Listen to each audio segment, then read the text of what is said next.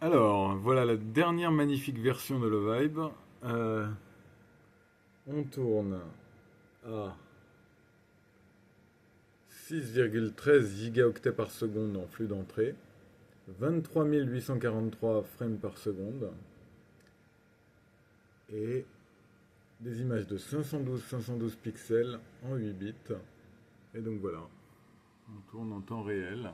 On est capable de faire les rendus holographiques dans ces conditions. Un stride tous les 64 images. Une analyse de 16 images toutes les 64. On fait une PCA.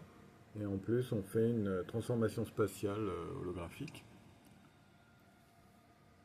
Et donc ça, c'est pour la partie rendue. Mais en même temps qu'on fait ce rendu, on peut enregistrer des séquences d'images de typiquement presque 3 secondes, 65 000 images. On va les enregistrer tout de suite.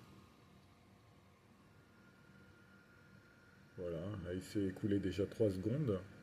Mais évidemment, l'enregistrement à 6 gigas par seconde prend plus de temps que les 3 secondes. Et donc, il y a un système de buffer qui vient prendre le relais pour empêcher la perte d'image et donc pour pouvoir les enregistrer sur SSD juste après.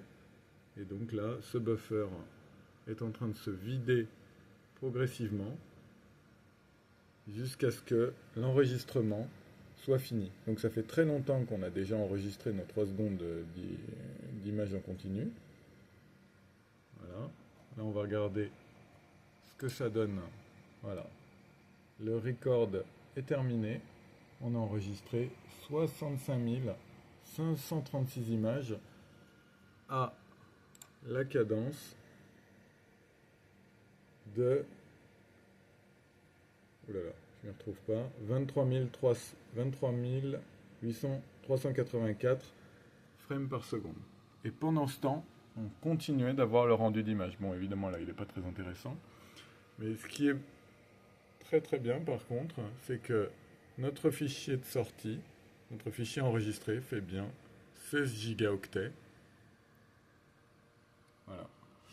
Et pour ça, alors, qu'est-ce qu'on fait? On est en configuration 64, 64 pour les buffers d'entrée de la carte EURE6 QSFP+. Après, c'est la configuration habituelle. Là, c'est assez intéressant. On est sur un cycle de 43 microsecondes, c'est-à-dire 23 kHz, l'acquisition de frames. Pendant tout ce temps, le CPU, il était assez peinard.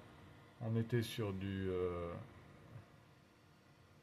une charge de 50%. 50%. Donc c'est une RTX 4090. On est sur une carte mère Intel W790, enfin que vous voyez là. Magnifique matériel. La RAM, c'est de la Samsung RDIMM ECC, cadencé. On est loin de l'overclocking, hein, on est sur du 4,8 GHz. Et la carte graphique, ça c'est assez important par contre, on est sur un refroidissement liquide et donc la chaleur s'évacue par le haut, ici, là. Même si on n'est qu'à 50%, ça chauffe.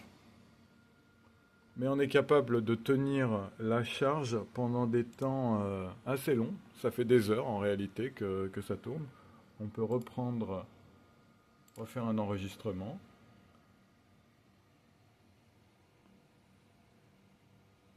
La record queue fait son boulot.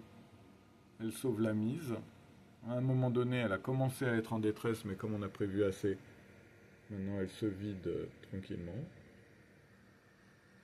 Et on a toutes les images qui sont enregistrées.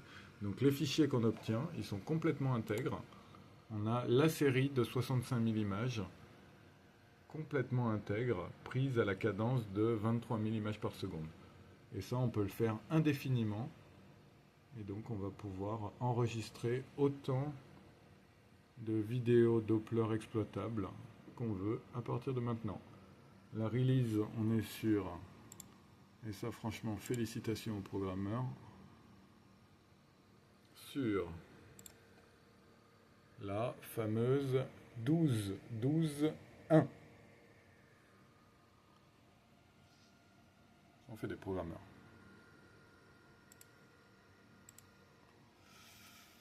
Et voilà. On est vraiment sur quelque chose qui tient la route. Non, surtout ce qui est très intéressant, c'est ce GPU load à 50%, quoi qu'il arrive, dans ces conditions. Allez, encore un petit record. Regardez ce qui se passe. Phantom S711, Euresys QSFP+, enregistrement en continu. On enregistre.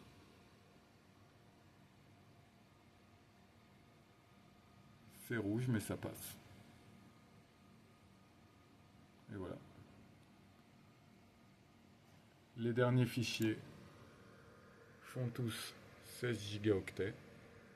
On a nos 65 000 images, prises à la cadence de 23 kHz, ce qui est quand même une sacrée performance. 3 secondes de mesure, et là on va pouvoir en faire à répétition, à gogo, dans toutes les cliniques.